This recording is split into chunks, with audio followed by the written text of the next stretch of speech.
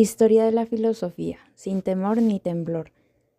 Fernando Savater, capítulo 7. El alma y las máquinas.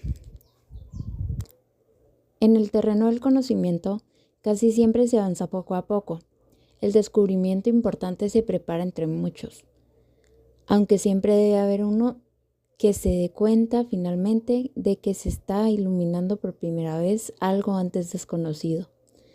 La ciencia moderna llegó de la mano de quienes inventaban cosas y de quienes formulaban teorías, pero el paso decisivo se debió a alguien que a la vez inventaba y teorizaba, Galileo Galilei. Este gran sabio se dedicó no solo a descubrir nuevos conocimientos científicos, sino también a explicar cómo debe investigarse para llegar a tales conocimientos. Galileo sostuvo que los hallazgos científicos nunca pueden hacerse en el mundo de papel de los libros, aunque los haya escrito Aristóteles o sean las mismísimas sagradas escrituras. Hay que aprender a leer en otro gran libro, el de la naturaleza, que no está compuesto por hojas de papel, sino por árboles, seres en movimiento, mares y estrellas.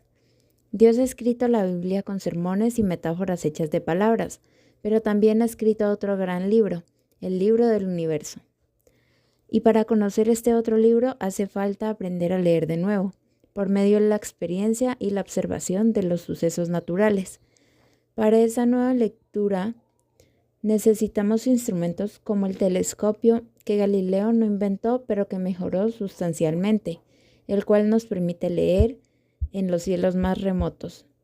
Gracias a este aparato, Galileo descubrió los 3 satélites del planeta Júpiter y también se convenció de que Copérnico tenía razón.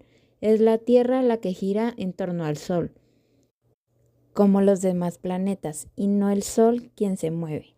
Su descubrimiento despertó, como ya hemos visto que solía pasar, la indignación eclesiástica.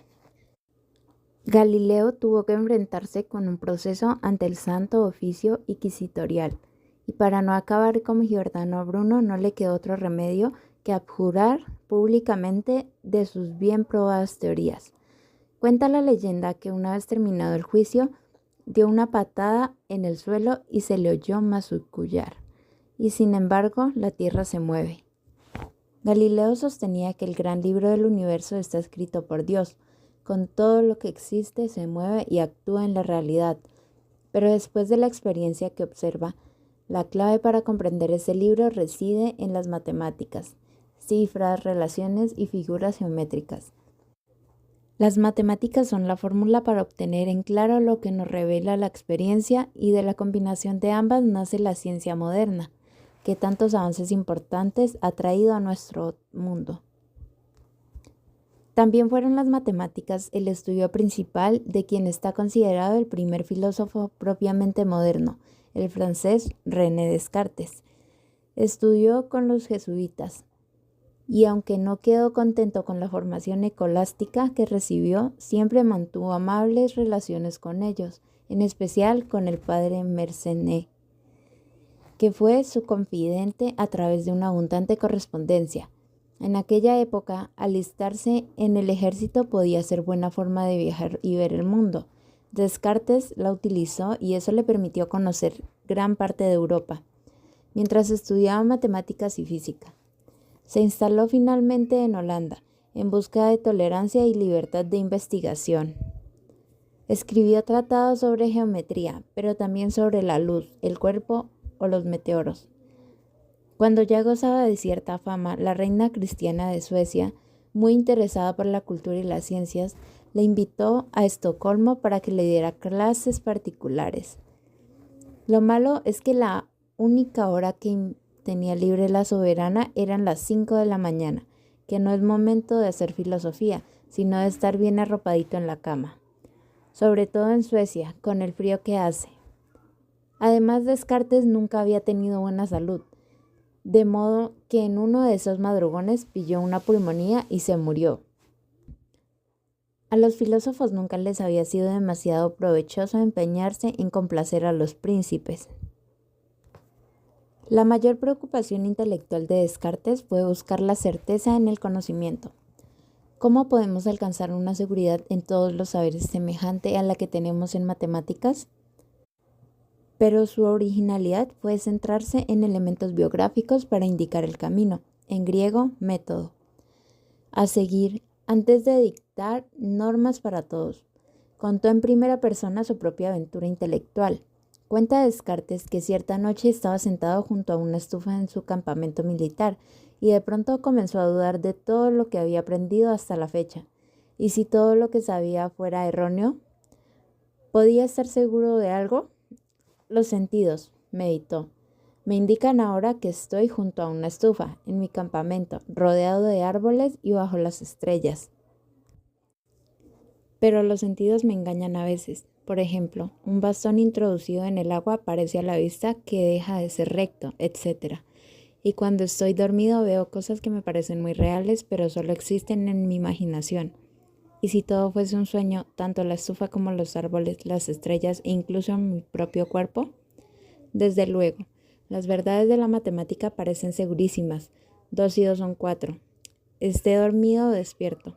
Pero, ¿de dónde me viene esa certeza? Y si resulta, por ejemplo, que soy la víctima de un demonio burlón que me hace creer en la aritmética o la geometría porque le divierte verme engañado. Esta suposición es bastante rara, pero tampoco puedo estar seguro de que todo no sea rarísimo. Descartes estaba hecho un lío. De pronto decidió que, aunque solo fuera por un rato, iba a dejar de creer en todo aquello que le pareciera dudoso, el mundo y las cosas que le rodeaban, su cuerpo, las mismísimas matemáticas. ¿Estás ahí, demonio burlón? Pues no te quedarás conmigo. Bien, ahora ya no me creo nada de nada, pensó Descartes. De modo que nada hay de cierto, todo es dudoso. ¿Todo? Pues no, por lo menos hay algo seguro, segurísimo. Y Descartes empezó a sonreír con alivio al darse cuenta. Lo seguro es la duda misma. Caramba, seguro que estoy dudando de todo. Y si dudo es porque estoy pensando. Dudo de lo que pienso, pero al menos es imposible dudar de que pienso puesto que dudo. Y si pienso, eso demuestra que existo. Soy una cosa que piensa y duda, pero seguro que soy. Por fin había encontrado Descartes algo claro y evidente a partir de lo que empezar a volver a creer en la realidad. Porque si la evidencia de que existía le resultaba irrefutablemente clara, por mucho que dudase de todo lo demás, ese criterio de la claridad y evidencia le podía servir para identificar otras verdades igualmente ciertas que la de su existencia.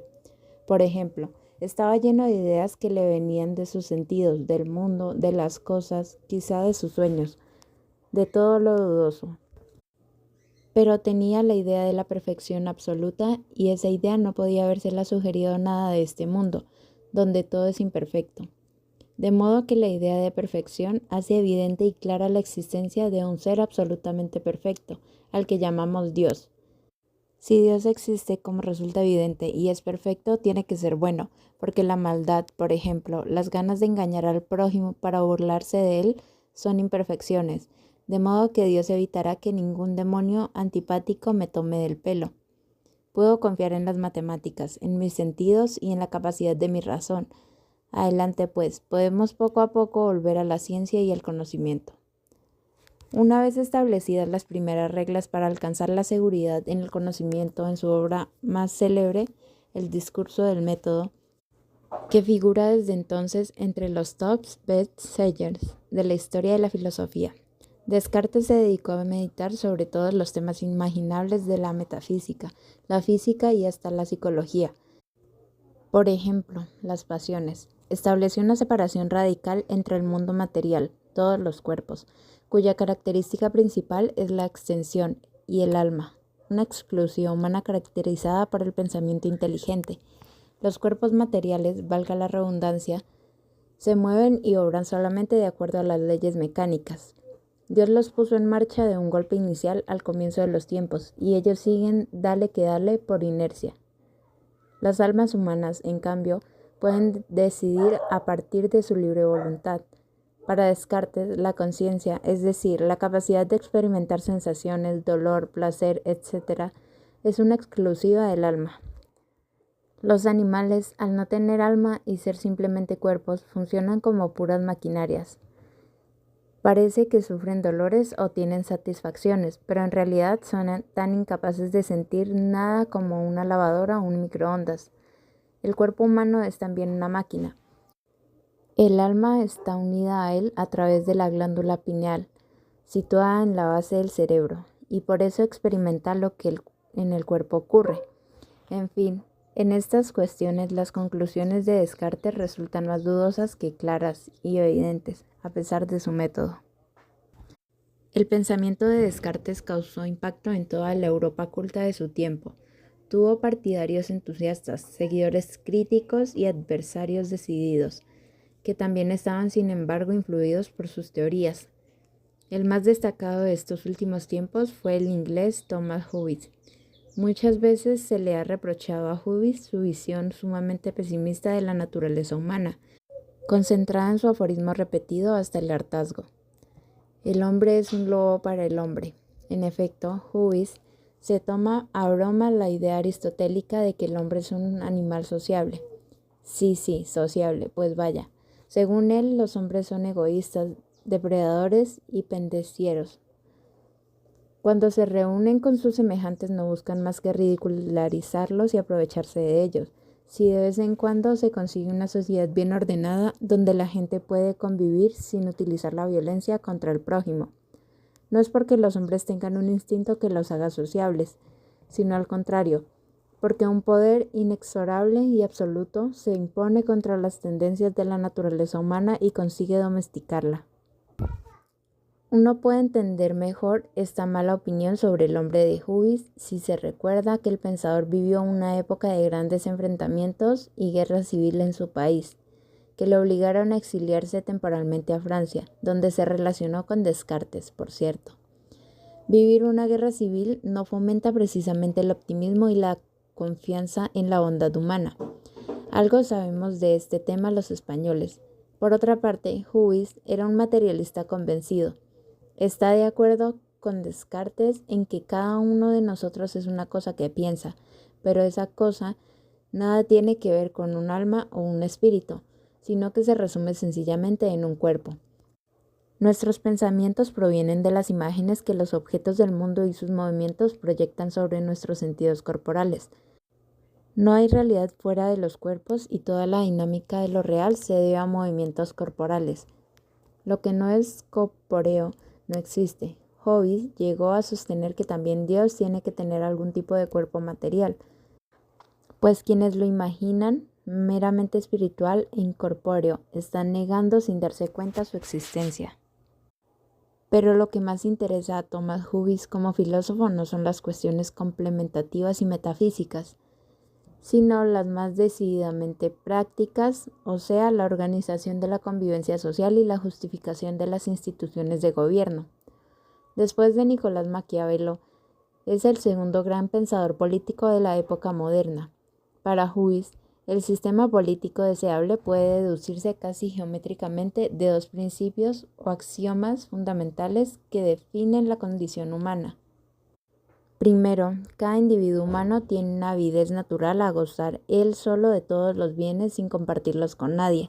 Segundo, los individuos humanos están dotados de razón, la cual les indica que deben evitar por todos los medios la muerte como el mayor de los males. Por el primero de estos principios, los humanos tendemos a ser asociales y aprovecharnos del prójimo. Por el segundo, comprendemos que ese comportamiento puede ser muy peligroso y que debemos evitar que se generalice la violencia de todos contra todos. En una época remota llamada estado de naturaleza, que probablemente nunca existió, pero que funciona como un mito que nos permite interpretar el presente, los humanos vivían en perpetuo combate unos contra otros para quedarse con los bienes de este mundo. Los más fuertes se llevaban la mejor parte y los débiles tenían que resignarse. Pero todos estaban en peligro, porque hasta el más fuerte duerme de vez en cuando, y en su descanso puede ser asesinado por debiluchos astutos y traicioneros. La vida humana era para todos, en términos generales, desagradablemente incómoda, pobre, brutal y breve. Por eso, todos los humanos hicieron un pacto entre sí, del que nació el Estado. Cada cual se comprometía a renunciar al uso de la violencia contra los demás con tal de que los otros hicieran lo mismo. Se aceptaba un soberano por encima de todos, con poder absoluto sobre ellos, que garantizase los derechos a la vida y a la propiedad de cada cual. Los ciudadanos se comprometían a obedecer sin rechistar la ley del soberano, siempre que ésta garantizase su vida y no les obligase a arriesgarla indebidamente o a vivir en peligro, como en el aborrecible estado de naturaleza. No habría derecho a rebelión ni por motivos religiosos ni por afanes facciosos de otro tipo, salvo si el propio pellejo estaba amenazado. El temor a morir mantendría a los hombres juntos y ordenados, mientras el soberano cumpliese bien y con energía imparcial su cometido.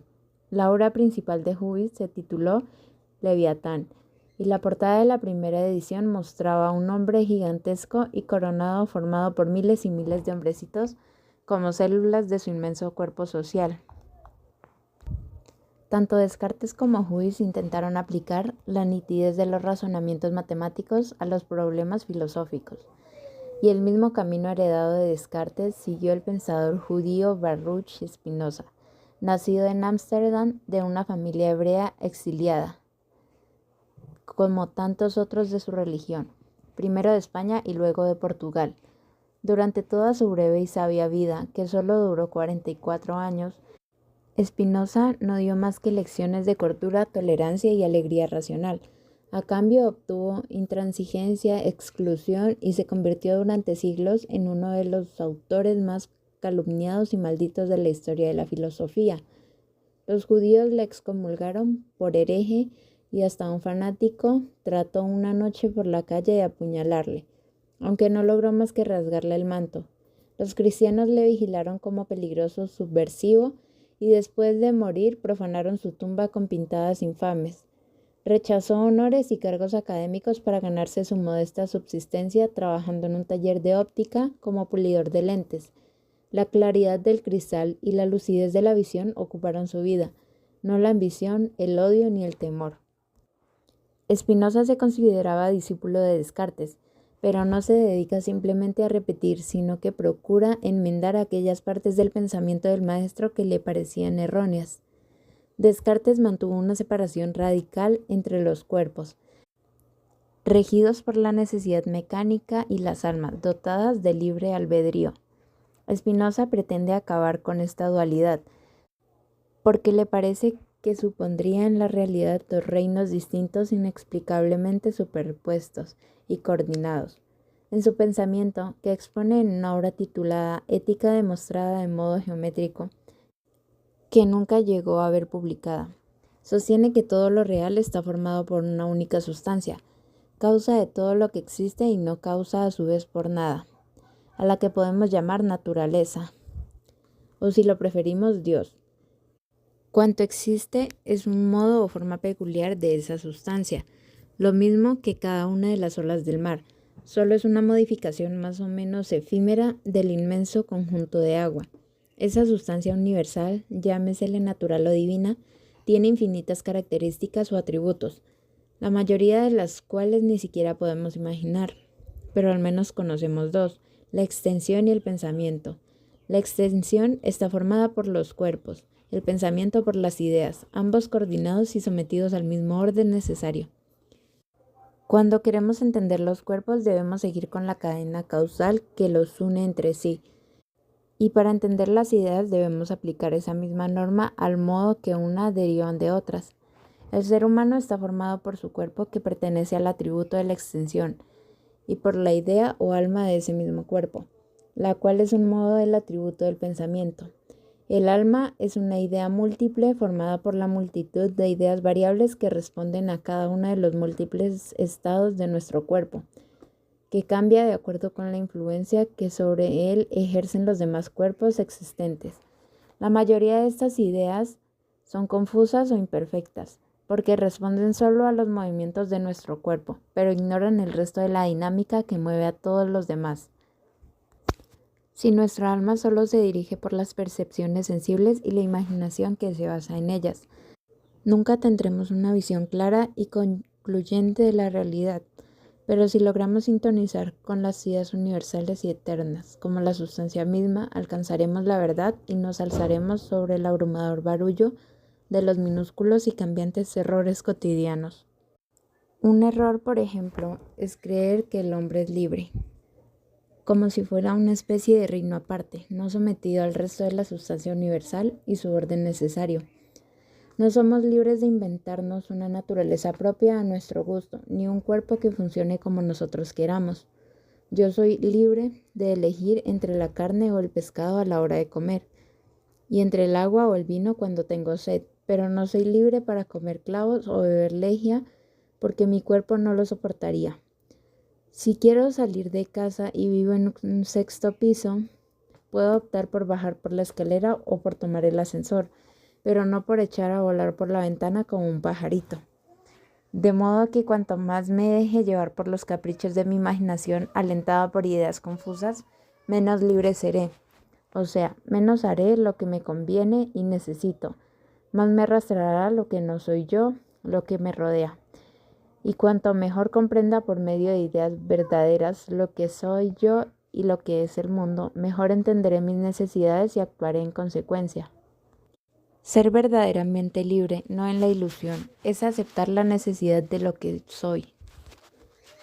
Lo mismo pasa con lo que llamamos bien y mal. En la sustancia universal o Dios no hay ni bien ni mal, porque todo es necesariamente como tiene que ser. Pero los humanos creemos que somos algo especial en la naturaleza y que todo lo que existe debe complacernos y servirnos.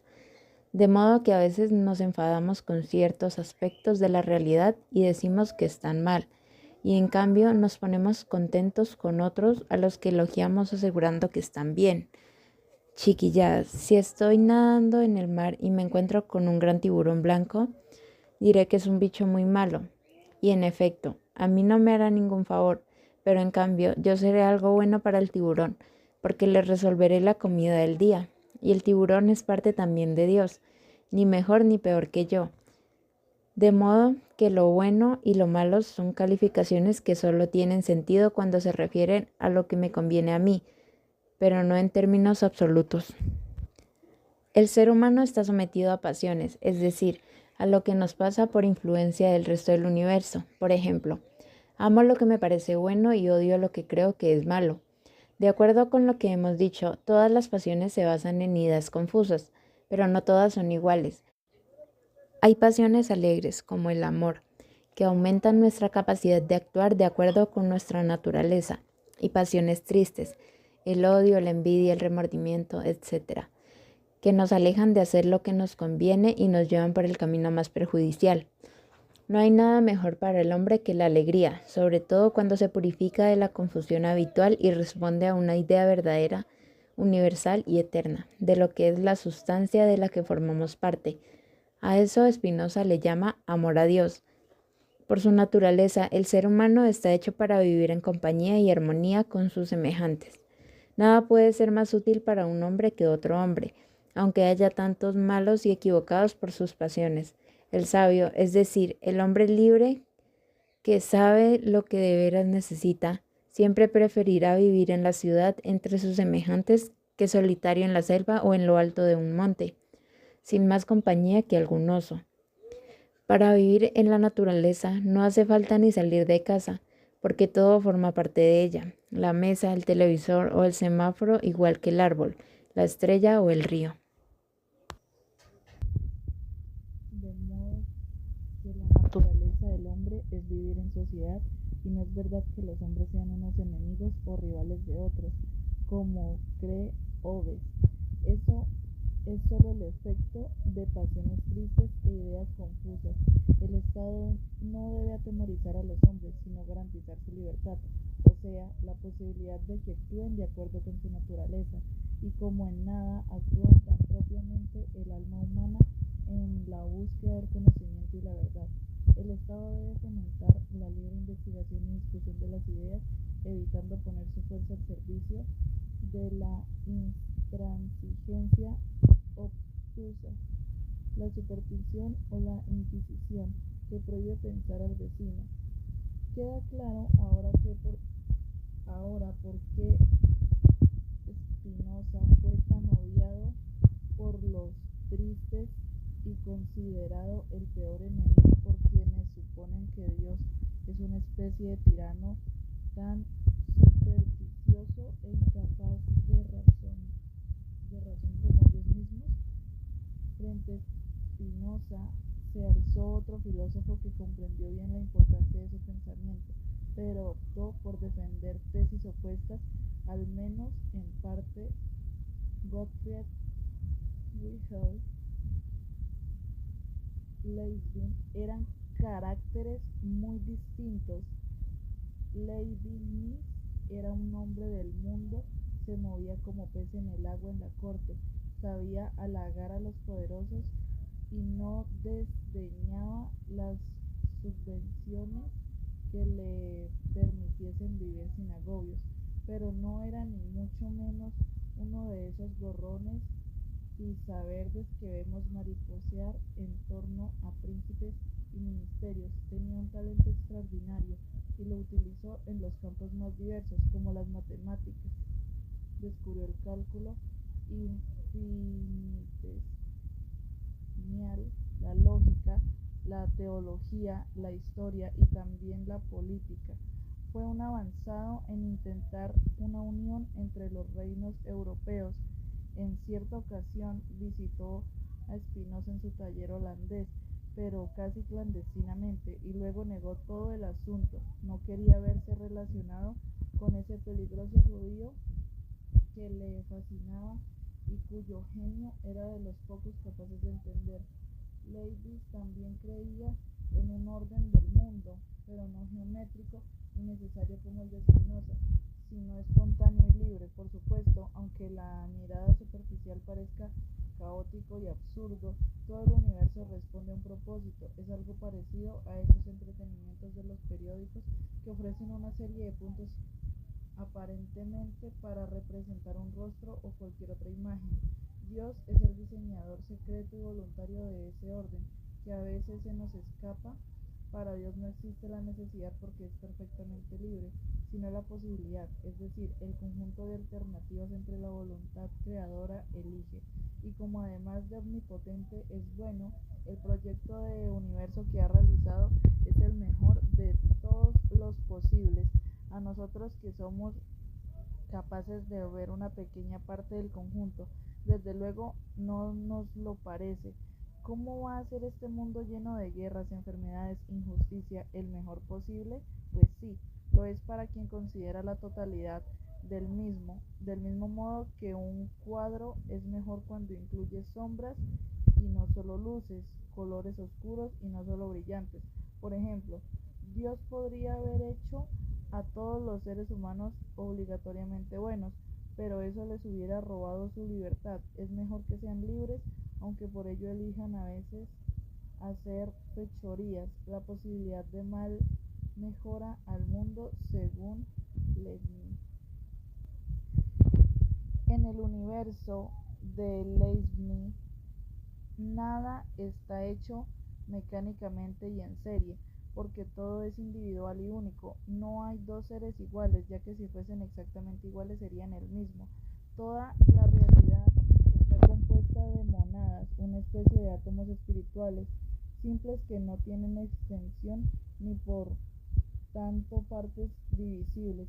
Cada una de las monadas es distinta a las demás y todas han sido creadas directamente por Dios, que también es el único que puede destruirlas. Las monadas son como pequeños mundos completos y cerrados en sí mismos, no tienen ventanas, es decir, comunicación con otras, y sin embargo todas están coordinadas y cada vez incluye dentro de sí la presentación, o más o menos confusa. Ya hemos dicho que todas son diferentes del conjunto universal. Como puede suceder tal con concordancia? Precisamente por lo que Lewis llama armonía preestablecida determinada por Dios. Imaginemos dos relojes que marcan siempre la misma hora. El ingenuo creerá que influye en otro, pero el sabio comprende que han sido puestos en hora por el mismo gran relojero, de modo que los cuerpos se rigen por mecanismos materiales y las monadas espirituales responden exactamente a ellos, porque el Creador ha decidido esta coordinación automática entre unos y otros, desde el primer día de la creación y para siempre. Un discípulo de Descartes, muy diferente a otros, fue el francés Blaise Pascal. Al igual que Descartes o Leibniz, destacó como gran matemático y precoz. Se dice que siendo aún un niño inventó por sí solito los principales así nomás de la geometría, pero su principal preocupación fue la fe en el más allá y la posible salvación eterna del alma. Precisamente abandonó el estudio de las matemáticas en el que tanto destacaba porque le pareció que, a pesar de ser una ciencia clara y exacta, no facilitaba la comunicación con otros seres humanos, para comunicarnos a fondo con los demás y también para comprendernos mejor a nosotros mismos. No basta la razón, también hace falta fantasía, imaginación, sensibilidad, angustia y finalmente la fe. Como buen cartesiano, Pascal utiliza un método racionalista, pero es precisamente el racionalismo el que le lleva a desconfiar de la razón. A Pascal no le preocupa principalmente el conocimiento o la ciencia por sí mismos, sino la condición humana, que es el hombre, alguien situado entre dos infinitos, lo infinitamente grande del universo y lo infinitamente pequeño de las moléculas y átomos, y no podemos conocer del todo ni lo uno ni lo otro, porque estamos limitados por una inteligencia y una experiencia finitas que apenas pueden vislumbrar esas infinitud que nos rodean. Sin embargo, la dignidad del hombre es su capacidad de reflexionar. Somos una frágil caña de cualquier viento cósmico que puede tronchar, pero una caña que piensa. Somos criaturas miserables, pero al menos sabemos que somos miserables. Tenemos una conciencia de lo que somos, de la que carecen los árboles, los huracanes o las estrellas. El infinito universo puede con toda facilidad destruirnos, pero no arrebatarnos esa dignidad intelectual que en cierto sentido nos hace superiores a lo que nos destruye. Se equivocan quienes solo hablan de la grandeza humana, porque ignoran nuestra pequeñez ante los infinitos espacios, cuyo silencio eterno sobrecoge nuestro corazón, pero también quienes se deleitan en detallar nuestras patentes limitaciones y miserias, porque omiten mencionar que la conciencia de ellas es noble y elevada, dice Pascal. Yo reprendo igualmente a los que toman partido de alabar al hombre y a los que toman partido de injuriarlo, y a los que toman la resolución de descenderse. Yo no puedo aprobar sino a quienes buscan gimiendo. El ser humano no es un ángel ni una bestia, y quien se empeña en hacerse el angelito termina por ser más bestia que los demás. A veces el severo Pascal hace gala de un feroz humor negro. Como no podemos evitar los males de nuestra condición, la muerte, el dolor, la ignorancia, etc., la mayoría de los hombres se refugian en la diversión, es decir, en cuanto nos aleja a reflexionar sobre lo que somos y lo que nos pasa, nos atontamos con juegos, comedias, charlas intrascendentes, ambiciones ridículas de poder o riqueza, enemistades, guerras con los vecinos, etc. Todo menos quedarnos a solas con nosotros mismos sin pensar verdaderamente en lo que podemos esperar o temer. Y aquí interviene para Pascal la fe, por supuesto, la fe en Dios Salvador y en otra vida no es una certeza evidente ni indudable, pero aún menos algo que se pueda alcanzar a través de razonamientos y demostraciones. Se parece más bien a una apuesta. El creyente se apuesta a su vida a que Dios existe y que la práctica religiosa puede rescatarle de la muerte y la insignificancia. Si se equivoca y pierde, piensa Pascal que no desperdiciará gran cosa, porque las riquezas y placeres de este mundo no valen a fin de cuentas mucho la pena, pero si acierta y gana, conquistará nada menos que una eternidad feliz al precio de unos cuantos años de austeridad y caridad sobre la tierra. Otro de los hijos díscolos de Descartes, es decir, que aprendió mucho de su filosofía, pero se rebeló contra él, era napolitano. Gian Battista Vico fue un autor a veces confuso y algo caprichoso, pero profundamente original. También Vico se opuso a la idea geométrica del conocimiento como evidencia racional que tenía Descartes. Los humanos estamos vitalmente seguros de muchas cosas que no podemos demostrar ni resultan evidentes en el sentido matemático del término. No es lo mismo lo verdadero, que es impredecible para la razón, lo cierto, que es indispensable para la vida. En la mayoría de las cuestiones cotidianas, no podemos aspirar a un conocimiento claro y distinto de todas las circunstancias. Si esperamos a tenerlo y mientras tanto no hacemos nada, vamos listos, constantemente tenemos que actuar. La vida lo exige y para acción lo importante no es la verdad clara y distinta, sino lo probable. En el fondo, conocer algo completamente supone saber hacerlo y por eso la naturaleza solo la puede conocer del Dios que es su autor. El ser humano, en cambio, solo puede tener ideas limitadas y abstractas de los sucesos naturales o de sí mismo, pues nada de eso es obra suya, pero en cambio comprende perfectamente las matemáticas porque ha inventado él. Pero hay otra cosa que los humanos van haciendo a tientas y de manera problemática, es la historia. La gran aportación de Vico es convertir la historia en cuestión central de la filosofía moderna. La historia es la búsqueda de la ciudad ideal y de la comunidad perfecta en que los hombres puedan vivir de manera plenamente armónica. A lo largo de los siglos se va desplegando la larga marcha que lleva al hombre desde su caída y su pecado original en el paraíso hacia una nueva condición feliz. Lo que cuenta en la historia no es constatar lo que fue, es y será, sino lo que debió, debe y deberá ser. Es decir, la valoración de los acontecimientos. Desde luego, esa marcha hacia lo mejor no siempre es impulsada por motivos nobles o desinteresados, porque los humanos actuamos, llevamos por afanes egoístas o estrechos, pero a pesar de todo, la providencia hace avanzar la soledad. Tampoco ese avance es lineal o inexorable. Vico no cree en un proceso constante como otros pensadores del siglo siguiente, sino lleno de atascazos, retrocesos y a veces tropiezos irremediables. Según Vico, el avance histórico pasa por los ciclos que comienzan a tientas, alcanzan su auge y después entran en decadencia para dar paso al ciclo sucesivo.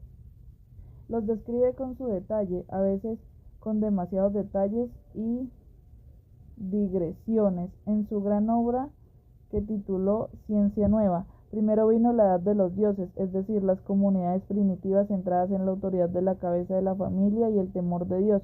Luego llegó la edad de los héroes, basada en la preeminencia aristocrática de los más valientes y audaces, para dar paso después a la edad de los hombres, en la que ahora estamos, donde se extiende el pensamiento más maduro, pero no solo el plano de la razón geométrica, sino también muy especialmente en la sabiduría poética, pues la poesía es una capacidad distinta de lo mereante intelectual que nos permite recuperar las antiguas formas primitivas del conocimiento y prolongarlas fructuosamente hasta nuestro presente. En efecto, la forma más compleja de conocimiento es la filosofía, pero a ella no solo se dedica una minoría, por lo que la poesía y las religiones son impredecibles para que la multitud humana conozca, aunque sea de modo impreciso, los ideales y tienda hacia ellos. También en Inglaterra tuvo Descartes un estudio ilustre y por tanto entre parte discrepante. John Locke, pero la influencia de Descartes estuvo contrastada con la de su compatriota Thomas Hobbes.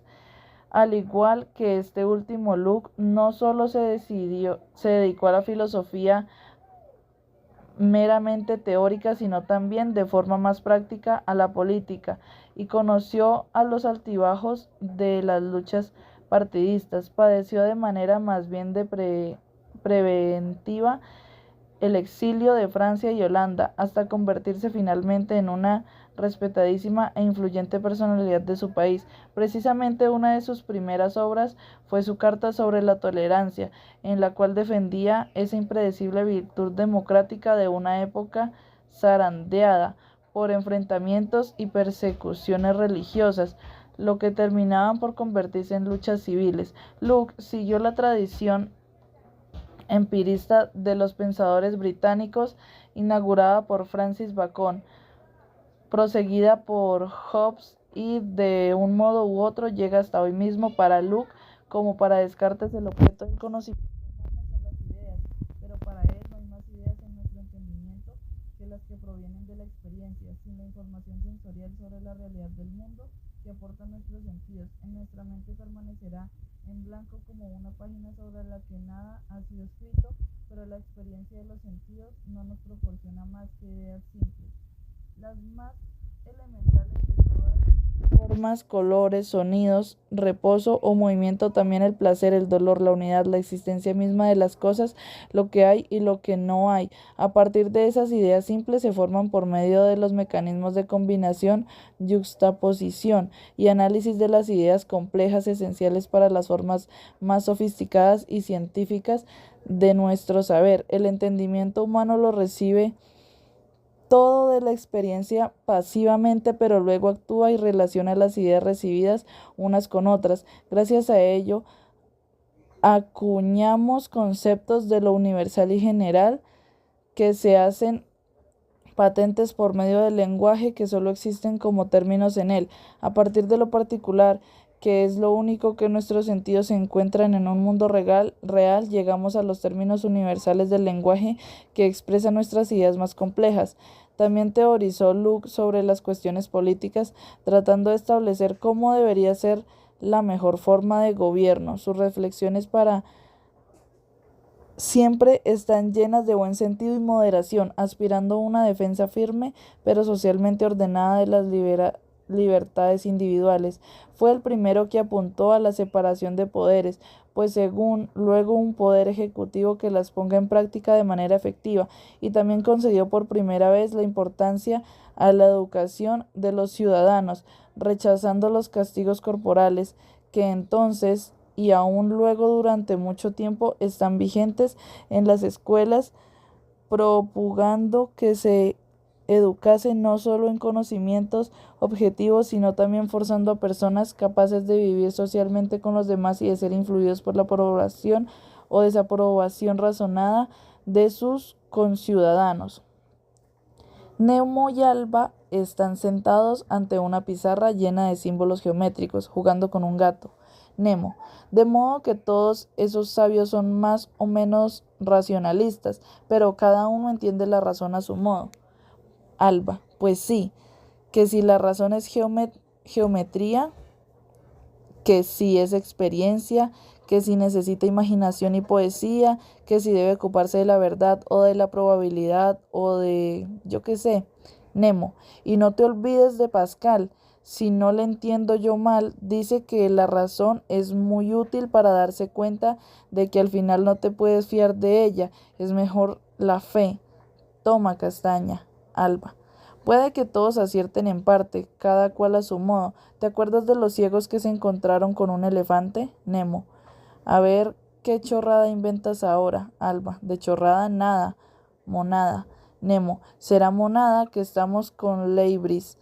Alba: ay, pero qué gracioso eres. Luego cuando estés sola me río, te lo juro. Bueno, a lo que iba. Unos ciegos tropezaron con un elefante y empezaron a tocarle para ver qué era. Pero le tocó la trompa y dijo que se trataba de una serpiente. El segundo le palpó la pata y se quedó convencido de que era un árbol. El tercero tanteó el corpachón y aseguró que había dado con un muro. El último le agarró la cola y se rió de los tontos que eran los otros, pues habían encontrado era una cuerda, pero en realidad todos estaban hablando de lo mismo. Nemo: qué paciencia tenía ese pobre elefante. Yo más bien creo que es la razón, como esos chismes que llevan los excursionistas. Lo abres y por un lado sale una navaja, por otro un sacacorchos y por otro una lupa,